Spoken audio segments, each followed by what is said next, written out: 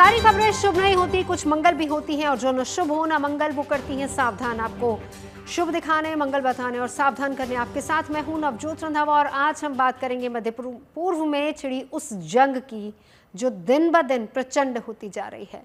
8 दिन पहले जब इजराइल ने हमले की शुरुआत की थी तब ये लग रहा था कि शायद ईरान टक्कर नहीं दे पाएगा, मगर अब सूरत हाल ये है कि ईरान की मिसाइलों से इजराइल के शहर धुआं धुआं है। बेशक ईरान को भारी नुकसान हो रहा है, पर इजराइल के लिए भी चिंता की बात है क्योंकि उसके आयरन के कमज़ोर पड़ने की खबर है। आज आपको जंग से जुड़ी हर जानकारी देंगे। ईरान के क्लस्टर बम के बारे में बताएंगे जिसका इस्तेमाल इस जंग में भारी तबाही मचा सकता है, और इसके साथ ही चर्चा करेंगे ट्रंप की जो इस वक्त गजब की उलझन में है। तय ही नहीं कर पा रहे हैं कि अमेरिका जंग में एंट्री करे या फिर नहीं। कयास वैसे यहाँ तक लगाए जा रहे हैं कि ईरान से डील करने के चक्कर में ट्रंप इजराइल को गच्चा भी दे सकते हैं।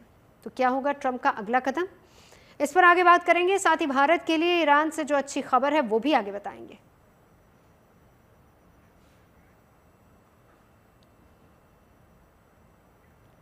चलिए शुरुआत करते हैं ईरान और इजराइल की प्रचंड हो चुकी जंग से। आज 8वें दिन ईरान ने सुबह से लेकर शाम तक इजराइल के शहरों पर मिसाइल से ताबड़तोड़ हमले किए, और ये तस्वीरें हाइफा शहर की जहां पर आज शाम ईरान ने मिसाइलें दागी हैं।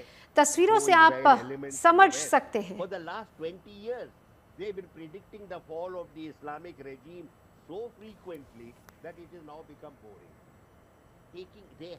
अल जजीरा की ये रिपोर्ट है। हाइफा में मिसाइल गिरने से 17 लोग घायल हो गए। अंदाजा ये लगाया जा सकता है कि ईरान की बैलिस्टिक मिसाइलों की मार से इजराइल में क्या हाल है। धमाके हो रहे हैं, जगह जगह आग लगी हुई है, अफरा तफरी का माहौल है।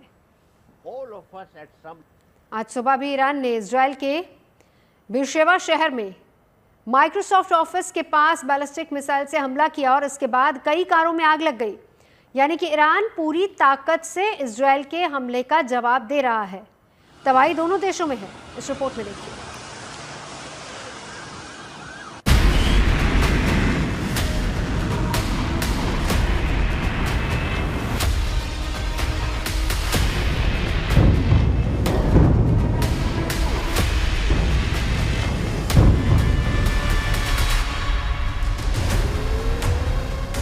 ये ताकत की जोर आजमाइश है जिसमें कोई किसी से कम नहीं। धमाका और उसके बाद तबाही का मंजर इधर भी उधर भी, धुआं धुआं और दहशत इधर भी है और उधर भी।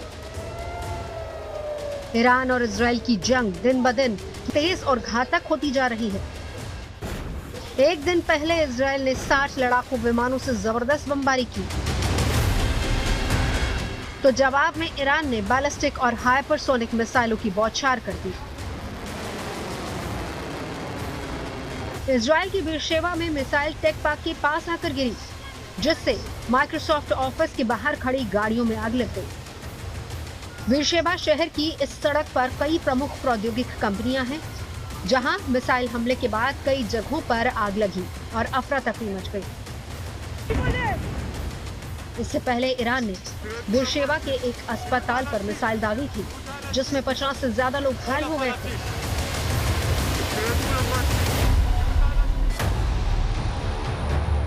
इसी तरह रमत गन के रिहायशी इलाकों में भी धमाके से दहशत फैल गई।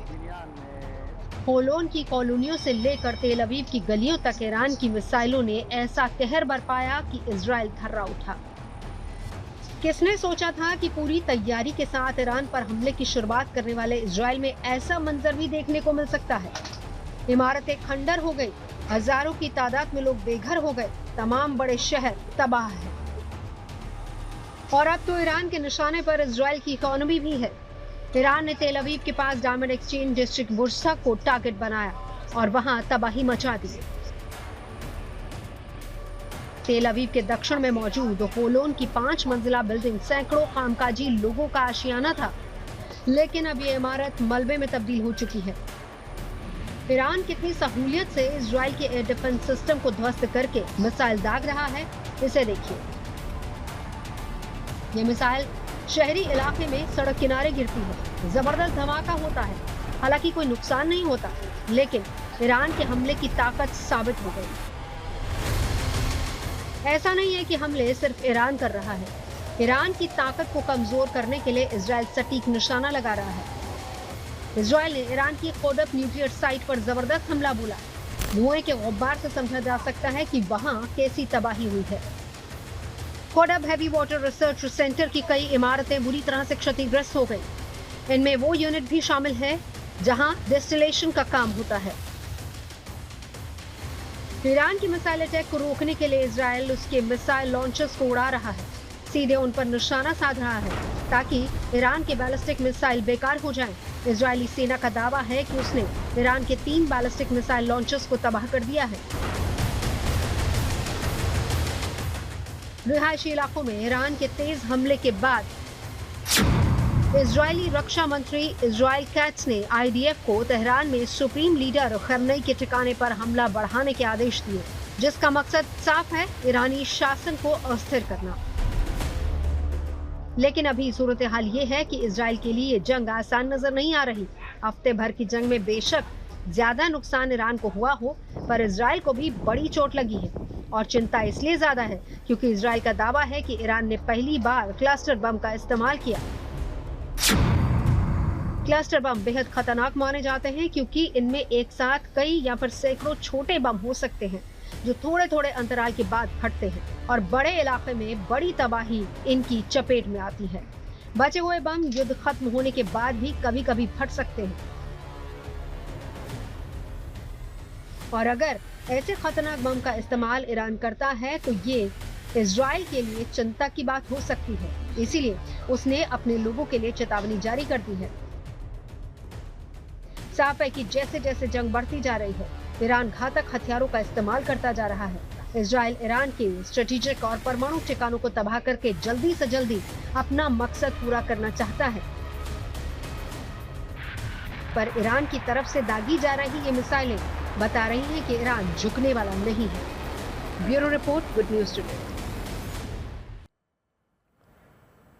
अब एक बात तो साफ है कि इजराइल के लिए ये जंग इतनी आसान नहीं होने जा रही। पहले गाजा में हमास और फिर लेबनान में हिजबुल्लाह के खिलाफ ऑपरेशन चलाने के बाद नेतन्याहू ने सीधे ईरान को टारगेट किया है। लेकिन जिस तरह ईरान ने पलटवार किया है, अंदेशा है कि लड़ाई लंबी चलेगी और तब इजराइल की आर्थिक हालत खराब हो सकती है। सवाल यह भी कि इस मुश्किल वक्त में राष्ट्रपति ट्रंप क्या सोच रहे हैं। ट्रंप ने संकेत तो दे दिया कि अभी तक अमेरिका ने ईरान के खिलाफ सीधा मोर्चा नहीं खोला है। चर्चा वैसे ये भी हो रही है कि कहीं ट्रंप इजराइल को अंगूठा न दिखा दे। देखिए इस रिपोर्ट में।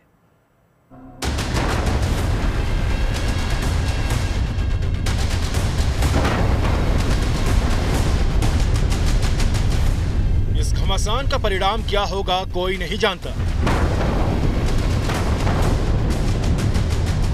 ईरान तबाह होगा या फिर इजराइल को भारी कीमत चुकानी पड़ेगी, कोई नहीं जानता। और जो देश ऐसे वार झेल रहे हैं वो भी कदम पीछे खींचने को तैयार नहीं। इजराइल साफ कर चुका है कि अपने मकसद को हासिल करने यानी ईरान को घुटने पर लाए बिना वो रुकने वाला नहीं।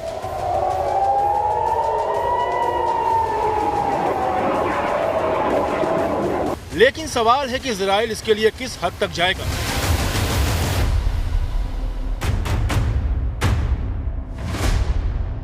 एक अमेरिकी चैनल का दावा है कि Israeli air defence system Iron Dome कमजोर पड़ता जा रहा है। आयरन डोम की क्षमता जहां पहले 90% थी, अब घटकर 65% तक आ चुकी है।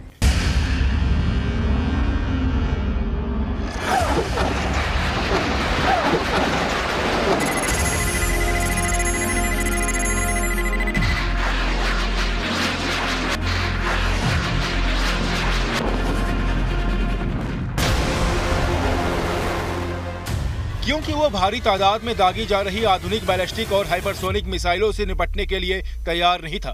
कहने की जरूरत नहीं की ये रिपोर्ट इजराइल के लिए अच्छी खबर नहीं, क्योंकि ईरान के पास अभी खतरनाक मिसाइलों का जखीरा है।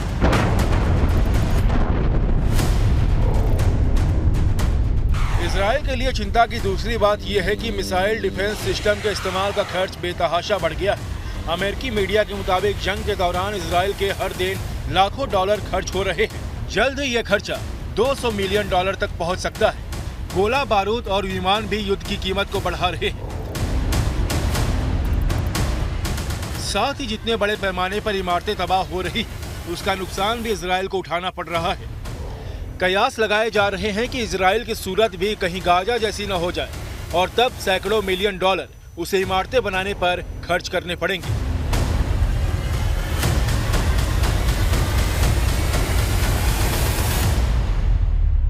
यानी ईरान को मटियामेट करने की जिद में इजराइल खुद दुष्चक्र में नजर आ रहा है। बेशक उसे अमेरिका की मदद मिल रही है।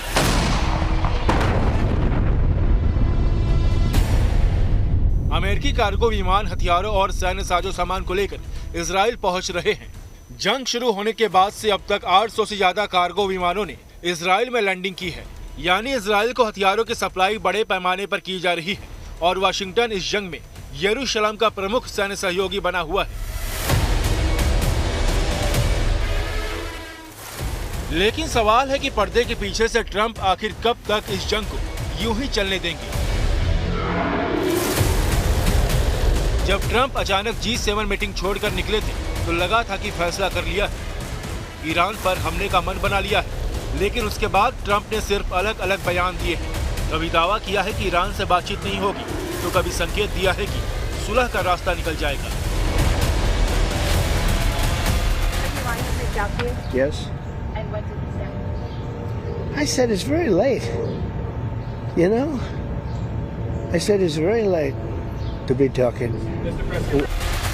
कुल मिलाकर लगता है कि ट्रंप कंफ्यूजन में है। जंग में शामिल इजराइल जख्म खा रहा है और ट्रंप जैसे तेल देख रहे हैं, तेल की घाट देख रहे हैं। इजराइल की तरह ट्रंप को यह बात मंजूर नहीं कि ईरान के पास एटम बम हो और इसीलिए ईरान के परमाणु ठिकानों पर बम बरसाए जा रहे हैं। लेकिन ईरान की बैलिस्टिक मिसाइलों का क्या? वो कब तक इजराइल पर कहर बरपाती रहेंगी? आखिर जंग कहाँ रुकेगी? शांति कब होगी? ट्रंप से पूछिए तो जवाब में सिर्फ तारीख मिलती है, एक पहेली जैसा बयान मिलता है। What you looking for a long time? Yeah. We're looking. I only want one thing. Iran cannot have a nuclear weapon. Right. That's it. To have a hostile country have a nuclear weapon that could destroy 25 miles, but much more than that, could destroy other nations just by the breeze blowing the dust. You know, that dust blows to other nations and they get decimated. This is just not a threat you can have. And we've been threatened by Iran for many years. You know, if you go back and look at my history, if you go back 15 years, I was saying we cannot let Iran get a nuclear weapon. I've been saying it for a long time. यकीनन Israel की मुश्किलें बढ़ रही हैं। तबाही की कगार पर ईरान भी है। लेकिन ट्रंप की उलझन देखते हुए अब ईरान ज्यादा मजबूती से डट गया है।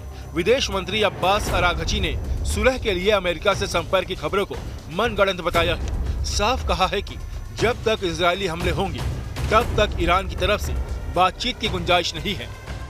من تکلیف رو بگذارید روشن بکنم. ما در شرایط حاضر و در شرایطی که تهاجمات رژیم صهیونیستی ادامه داره خواهان مذاکره با هیچ کسی نیستیم. و آمریکا یعنی در خصوص این موضوع با هیچ کسی ما خواهان مذاکره نیستیم. آمریکایی‌ها خواهان مذاکره هستند. چند بار هم پیام دادن. پیام‌های خیلی جدی هم دادند. ولی ما صراحتاً به اونها گفتیم که تا وقتی که این تهاجم و تجاوز متوقف نشه اصولاً حرف از گفتگو زدن، حرف از دیپلماسی زدن جایی نداره.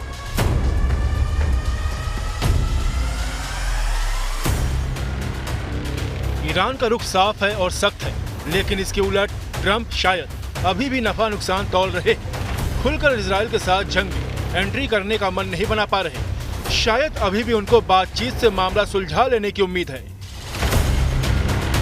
I have a message directly from the president, and I quote, "Based on the fact that there's a substantial chance of negotiations that may or may not take place with Iran in the near future, I will make my decision whether or not to go within the next 2 weeks." That's a quote directly from the president for all of you today. Trump ने 2 हफ्ते का वक्त दिया है, मगर 2 हफ्ते में Iran और इजराइल की सूरत क्या हो सकती है, इसका अंदाजा 1 हफ्ते की तस्वीरों से लगाया जा सकता है। तो क्या मान लिया जाए कि ट्रंप के पास ईरान को लेकर कोई ठोस प्लान नहीं और वो इसी तरह इजराइल को बर्बाद होते देखना चाहते हैं? इसका अंदेशा इजराइल के लोगों को है। वहां ट्रंप के रुख पर सवाल उठाए जा रहे हैं, मीम बनाए जा रहे हैं और शायद यही वजह है कि नेतन्याहू भी अकेले इस जंग नतीजे तक पहुंचाने का दम भर रहे हैं। אני מבקש להודות לנשיא טראמפ, ידיד גדול מאוד של מדינת ישראל. אני מודה לו על ההתייצבות לצידנו, אני מודה לו על התמיכה שארצות הברית מסייעת לנו בהגנה על שמי ישראל. אנחנו משוחחים ברציפות, כולל ट्रंप के हर दिन बदलते बयान और पल पल बदले रुख ने इस लड़ाई को और उलझा दिया है। एक बात तो तय है कि ऐसे घमासान में ईरान और इजराइल दोनों जल्दी ही थक जाएंगे। मुमकिन है ट्रंप उसी दिन का इंतजार कर रहे हैं ताकि आसानी से अपनी शर्तें मनवा सकें।